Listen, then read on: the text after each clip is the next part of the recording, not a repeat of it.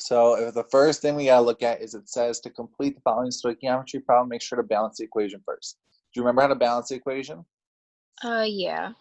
Awesome. Did you have a balanced equation here? No, but I can do it real quick. Can you do the balanced equation for me? Perfect.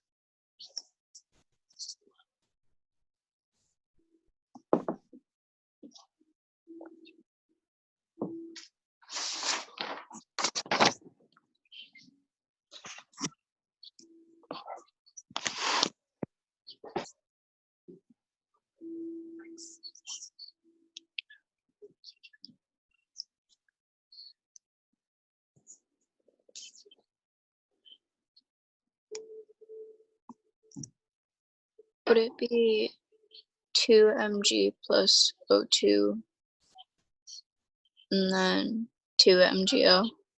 Perfect. Nice job. All right. So now it says in a synthesis reaction of magnesium oxide, we generated 3 grams of magnesium oxide by burning magnesium metal in the presence of oxygen. How many grams of oxygen did we start with? So what we're going to do here is, first thing I like to do is just make a track of what we're supposed to be doing from start to finish. So it says we're going from our grams of magnesium oxide and we're trying to get to grams of oxygen. So before we can do anything else, we got to remember our conversions that we know, okay? So we know how to get from moles of one compound. From our moles of one compound, what can we go to? Do you remember? No. Okay, so one option is going to be to go to moles of a different compound, okay? So we can go from moles of one compound to moles of a different compound. And we're going to do this by using what? Do you remember what that is? Conversion?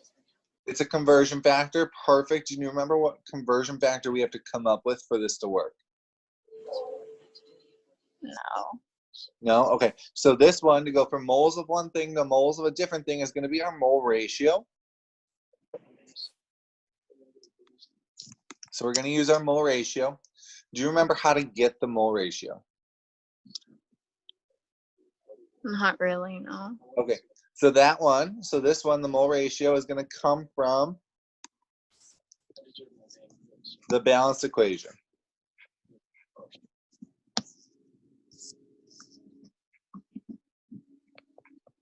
So our mole ratio is going to come from our balanced equation. And we have a second conversion factor that we do know how to do. That one is going to be going from moles of a compound, all right? And we can go back and forth for both of these. It works in both directions. And it's going to be going to grams of that same compound. Okay, do you remember this one? I think so, yeah. Do you remember what it's called? Or where you it? No. All right, so this one's going to be our molar mass.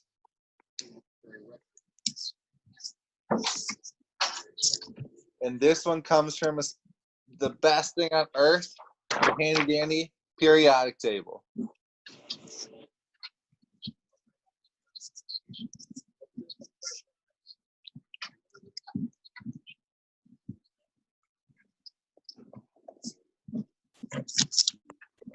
So we have our molar mass and our mole ratio, and those are the only 2 conversion factors that we ever have to deal with for our class, okay? Mm-hmm. All right, so now if I set up my just thought process behind this, it's telling me I need to go from grams of magnesium oxide, and I have to go to grams of oxygen. Now up above, did we talk about a conversion factor that goes from grams of one compound to grams of a second compound? No. No, we did not, which means that we need to find a different way to go from grams of magnesium oxide to grams of oxygen, because this way does not work. So, do you see grams up in our conversion factors at all? From moles to grams. from moles to grams, and we can go in that reverse direction too. So we can start with grams, and we can get to moles of that same compound. So if we look here, we're starting in grams of MgO. What are we going to do? Where are we going to be at the end of that conversion? To moles of MgO. Perfect. We're going to go from grams of MgO, so magnesium oxide, to moles of magnesium oxide. Do you remember what we were using to do that?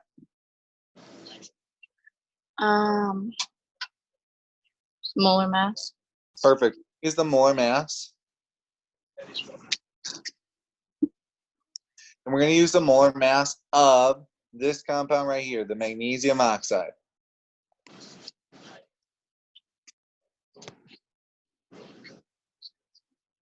All right. So now, can we go from moles of magnesium oxide to grams of oxygen? Do we know that conversion factor? Yeah. Where is it? Molar mass. So the molar mass only gets us from moles to grams of the same compound. Since these are two different compounds, Oh, okay. we can't do that one. So is there a different conversion that we can use now instead of our molar mass? Couldn't you do? No, I don't know. Right. So this one is tricky because it's going to be more than 2 steps. Okay, so we're not doing this. So instead, we have to go somewhere else. So if we look, we're not using the molar mass. So what's the other conversion factor that we know how to make? A mole ratio. The mole ratio. So instead of going from moles to grams, we're going to go from moles of magnesium oxide. We're going to go to moles of something else. What do you think we're going to go to moles of? Oxygen. Perfect. We're going to go to moles of oxygen.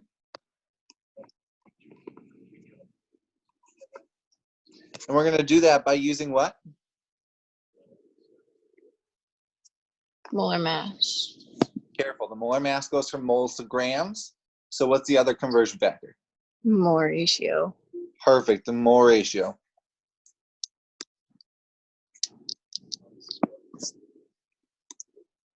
So we're going to use the mole ratio to go from moles of magnesium oxide to moles of oxygen. And now, can we go from moles of oxygen to grams of oxygen? Yeah. Yes. What are we going to use to do that? Molar mass. Perfect. We're going to use molar mass here.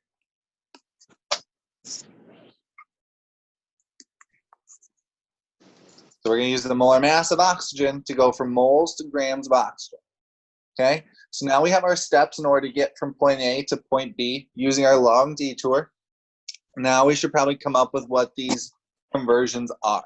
So the first one we have is the molar mass of MgO. So let's find the molar mass of magnesium oxide. So we got to find the molar mass of magnesium, and we have to find the molar mass of oxygen. Do you have your periodic table in front of you? No. Okay, so if we look at our periodic table, we have magnesium. Can you see it? It's going to be 24.31.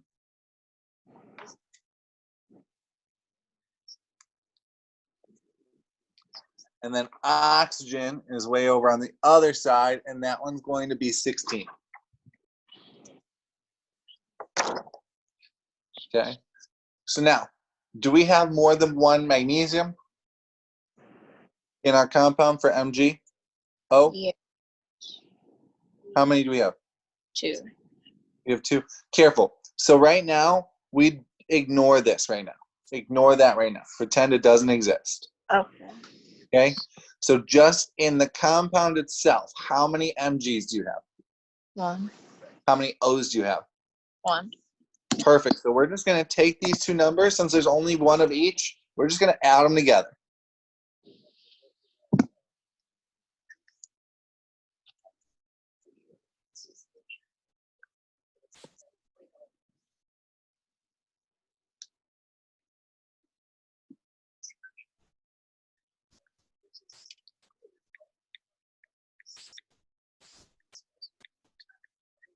be 40.31.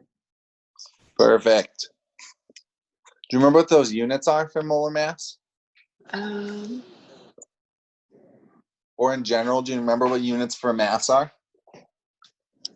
No. All right, let's look back over here. We're trying to go from grams to moles, right? Yeah.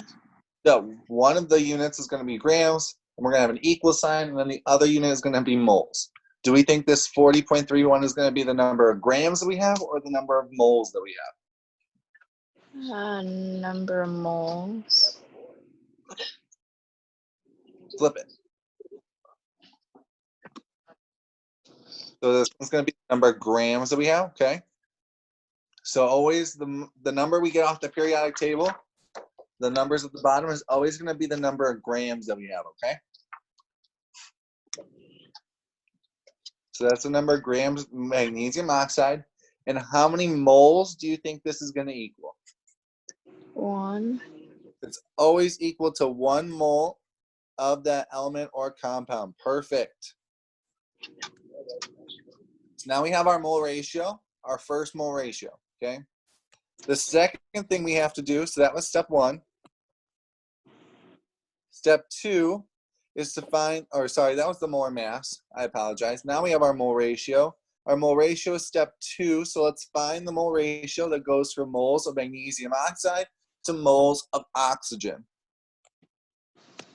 So I'm going to write it right over here. Mole ratio. Okay. If we look, how many moles of magnesium oxide do you think you're going to start with in this reaction?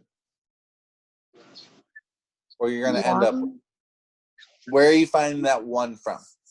From the molar mass of MgO. So careful. So that's for our molar mass. Where do we get our mole ratio from? I don't know. Look up at the top. Can you see my screen? Yeah. Okay, where's at the very top? Where does it say that we have the mole ratio from? From the balanced equation. Perfect. So we're going to look at our balanced equation. And what do we think the mole ratio is going to be? How many moles of magnesium oxide are you going to start? Or are you going to end up with? 1. Where did that 1 from? I don't know. Right. So let's think about this. How many sets of magnesium oxide do you end up with at the end of your reaction? Just from the balanced equation. 2. We have 2. So that's going to be the number of moles that we're going to have at the end of our reaction. So that 2 becomes a part of our mole ratio. So 2 moles of magnesium oxide. And how many moles of oxygen are we going to start with for this reaction? 1. Perfect. Because it's empty, it becomes a 1. All right? So our mole ratio comes from our balanced equation. And we look at our coefficients to tell us our mole ratio, okay? Then we have one last thing, our step number 3. Our step number 3 was to use the molar mass of oxygen. So let's find that molar mass of oxygen.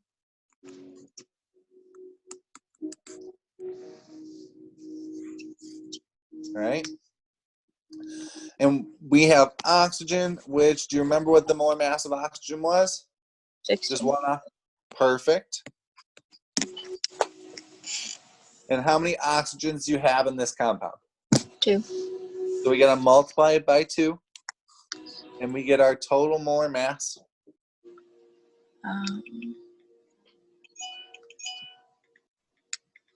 32. Perfect. We get 32. And is that the number of grams or is that the number of moles? Grams. Perfect. And how many moles is that going to equal? 1. Perfect. All right. Now we have our steps 1, 2, and 3, which means that we can now finally set up our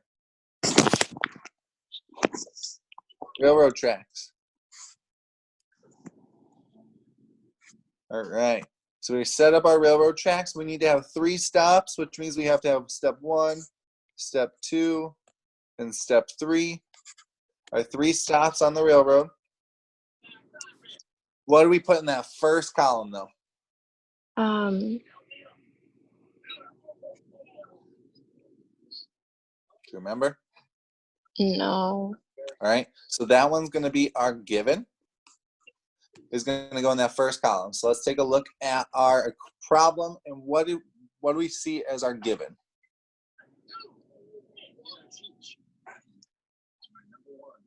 Three grams Perfect. 3 grams of what? magnesium oxide. Perfect. Great. So now that we have our given and our problem, our next step is to do step number 1. Step number 1 says to use what?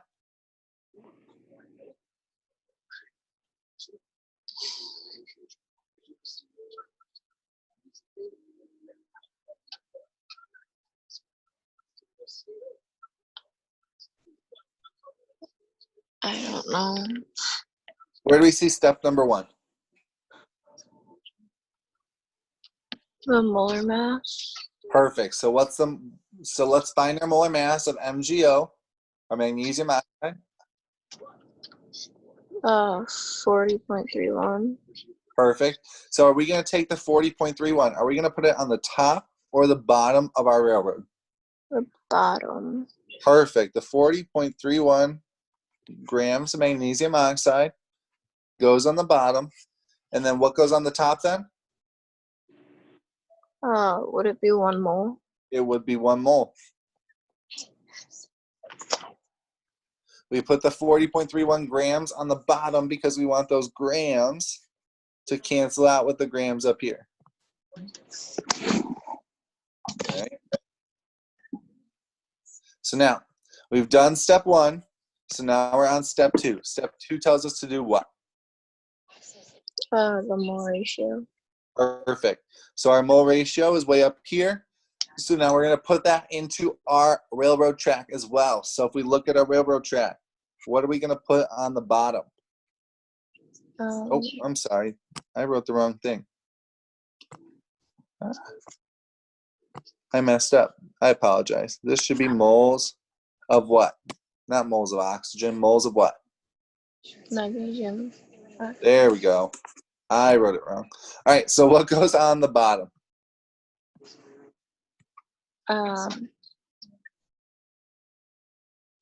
2 moles of magnesium oxide.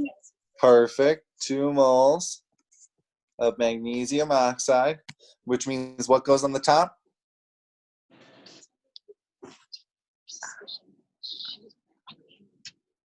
One mole of oxygen. Perfect. 1 mole of oxygen. That way our moles of magnesium oxide are canceling. And now we're in moles of oxygen. And now we have to do step number 3. And step number 3 told us to use what? The molar mass of oxygen. Perfect. So let's use our molar mass of oxygen, which is right here. What 32. goes on the bottom? 32 grams. The 32 grams of oxygen. Yeah. So that means what goes on top?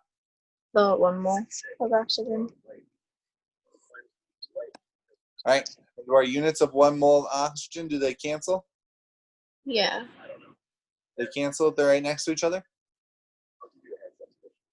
No. No. So what do we have to do?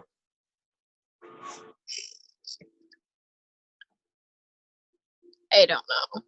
Right? So you see how in the last one, right, our moles of magnesium oxide were up here, and then they went to the bottom? Yeah. That's how they cancel. So if I have moles of oxygen up here, what do I have to do down here?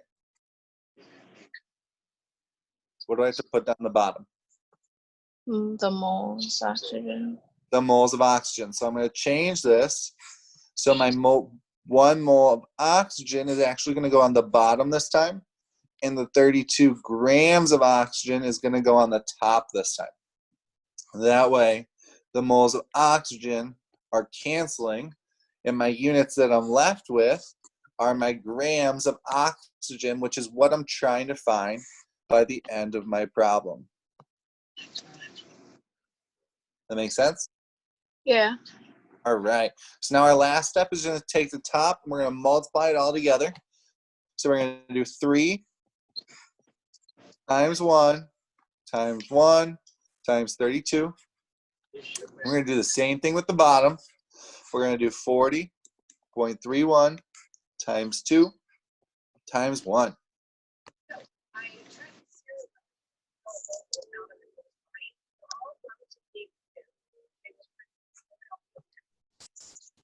The top would be 96.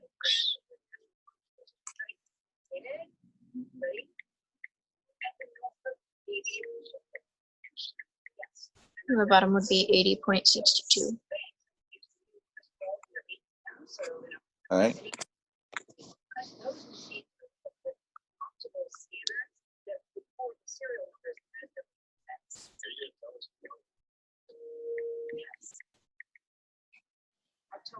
I don't think I did that part right.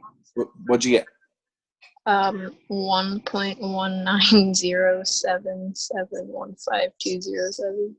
Perfect. We'll just leave it at 1.19. You don't have to go too far into your decimal points. Round it wherever you feel like you want to. I'll accept it as long as you show me all your work and it looks good. You got 1.19, and then what are our units here? Grams of oxygen. Perfect. Grams of oxygen. And this is our answer. Like, the answer should feel more rewarding. It's a lot of work. It's not rewarding to you?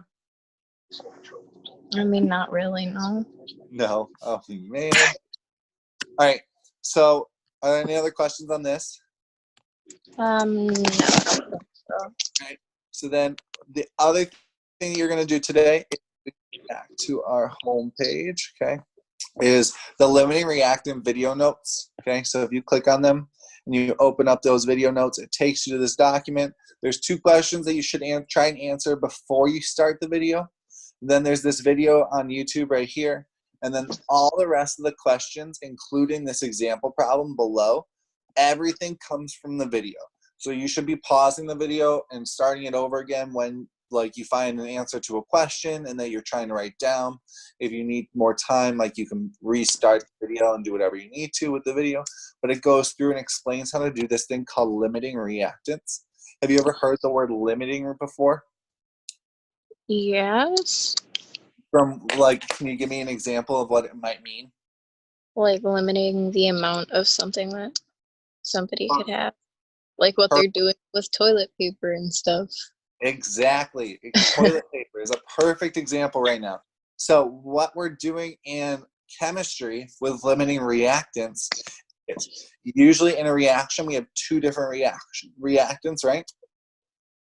Or most of the 5 types of reactions, there are 2 types of reactants. There's the one that's going to stop, and then we're going to have extra at the end. So let's say that I am, let's find an example. Let's say I'll just use her example below. So they're making a strawberry smoothie, and you have 4 strawberries and 2 cartons of milk. And it takes 1 strawberry and 1 carton of milk to make a strawberry smoothie. Which one is going to run out first? The 4 strawberries or the 2 cartons of milk? The strawberries. So it takes 1 of each, right? So you need 1 strawberry and 1 carton of milk to make a smoothie. You have 4 strawberries and 2 cartons of milk. So which one runs out first? The milk. The milk will run out first, right? So that one will run out first, and you still have more strawberries that would have been able to make a smoothie. So because you could have made 4 smoothies with the amount of strawberries you had, but you can only make 2 smoothies because you don't have enough milk. So that's the same thing in chemical reaction. One of the reactants is going to make a smaller amount of product than the other reactant.